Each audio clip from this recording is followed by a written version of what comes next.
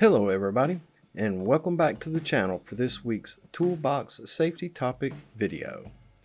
Before we get started, make sure that you give me a thumbs up down below here to encourage me to make more videos of this type. Also, subscribe to my YouTube channel where you will find additional videos of this nature, along with other safety related videos and leadership training videos.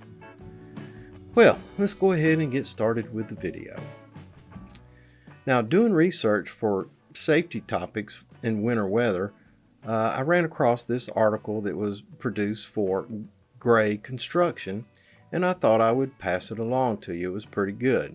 And it's called 5 Ways for Construction Workers to Put Safety First This Winter. Now, fall is here and winter is shortly behind, which means it's a great time to brush up on seasonal safety best practices. Although OSHA does not have a specific standard that covers working in cold environments, employers have a responsibility to provide workers with a place of employment free of hazards, including winter weather-related hazards. Wintry conditions such as ice, snow, frost, heavy rain, and frigid temperatures present a unique set of hazards that are absent in warmer months. Now, though there are several practices to pay special attention to during winter months, here are 5 quick, simple ways for construction site teams to keep safety first on job sites this season. And these are based on OSHA's winter weather preparedness tips. Number 1. Monitor physical conditions. Working in a cold environment can cause various adverse effects on the human body and its ability to perform, and it can increase the risk of common hazards and cold-associated injuries. To maintain healthy temperatures in colder environments, the body is required to work harder. But when temperatures drop drastically and wind chill increases, heat is apt to leave the body more rapidly. The ability to recognize the symptoms of cold stress is important for preventing cold-related injuries. According to OSHA, cold stress occurs by driving down the skin temperature and eventually the internal body temperature or the core temperature. Common risk factors for cold stress include, but are not limited to, being wet or damp, such as from sweating, dressing improperly, exhaustion, and poor physical conditioning. While it is important to be aware of your own physical condition on the job site, it is also imperative that you pay close attention to your fellow co-workers' well-being in order to best prevent any cold-related injuries they may have as well. Number 2. Wear appropriate clothing. A main preventative of cold stress is dressing appropriately for the weather conditions. When low temperatures and adverse environmental surroundings cannot be avoided, there is apparel that will ensure you're properly equipped for the cold. Multiple layers for better insulation and wind protection. Also, looser clothing that will not inhibit warm blood from circulating throughout the body. A mask to cover the face, mouth, and neck. And a warm hat to reduce the amount of heat released through the head.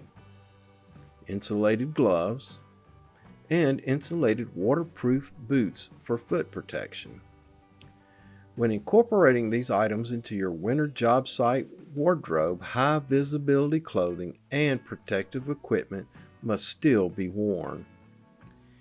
It is common this time of year that the day begins beautifully with sunny, warm temperatures, but ends with a below freezing temp.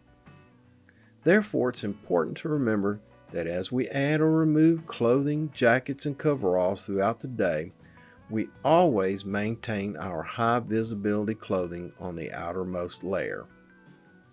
Now, here's a pro tip. For cold stress prevention and added safety, keep extra clothing on hand in case you get wet on the job site and need a change. Number 3, review work sites and upcoming weather conditions. Actively monitoring weather conditions during the winter and having reliable means of communication with other workers and being able to stop work or evacuate when necessary are safe work practices to protect from injuries, illness, and fatalities according to OSHA. It is important to also be aware of specific public warnings provided by the community. There's sirens, radio alerts, and televisions. If you are notified of a winter storm watch, advisory, or warning, follow instructions from your local authorities. Take those warnings seriously and adjust your work schedule, transportation plans, and clothing choices accordingly. Number 4, be prepared for freezing and thawing effects. When temperatures vary on an hourly basis during this time of year, it is critical to be aware of the potential effects of freezing and thawing on construction job sites. The aforementioned temperature variations can make for very slippery conditions on both roofing and decking. Now, thermoplastic olefin, that's TPO, and polyvinyl chloride PVC roofs can be made especially hazardous during cold weather. Unfortunately, there is very little that can be done to address this occurrence because most ice melting chemicals void the warranty when applied.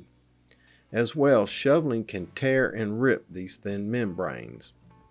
In most cases, the only redress in this situation is to begin work later in the morning and give the snow or ice time to naturally melt.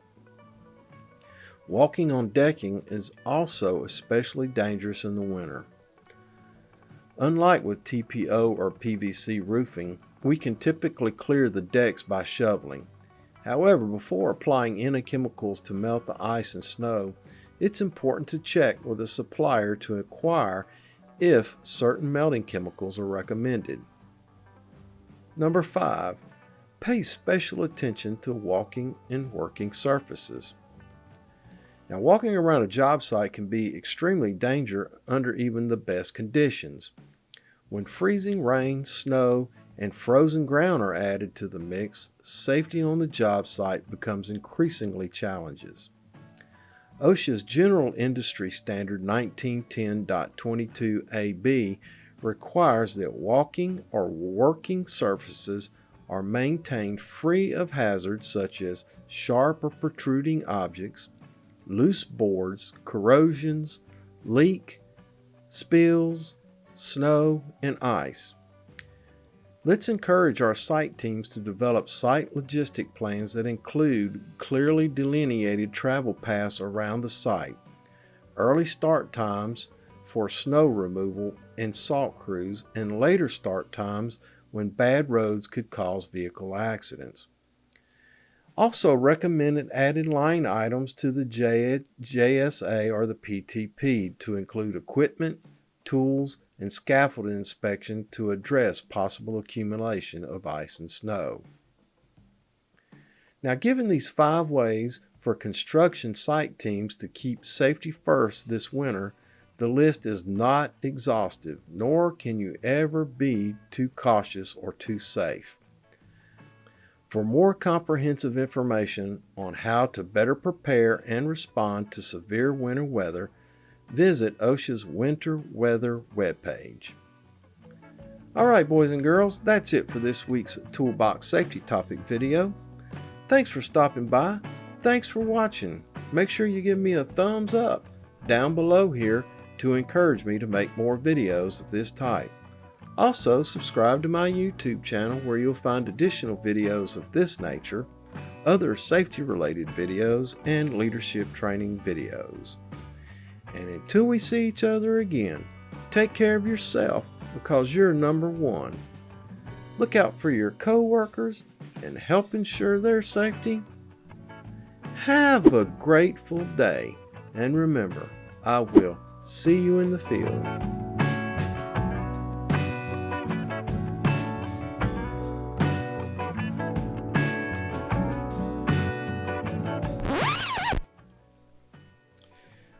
right, take 4. 7:30 at night. All right. Let's see if we can't get this party started. Get this party started. Now, working in a cold environment can cause various adverse effects on the human body and its ability to keep warm.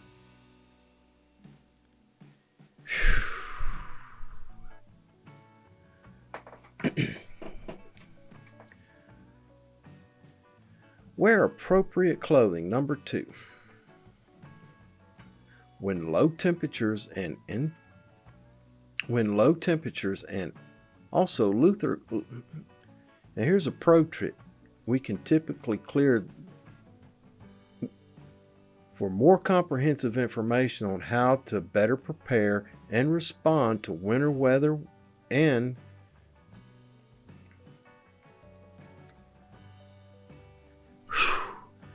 man, 5 takes, tongue-tied, fangle-wangled, everything else trying to get this dadgum thing done. And I still made a bunch of mistakes I'm going to have to edit out. Dry throat, it's late at night. But you're worth it. Thanks for watching.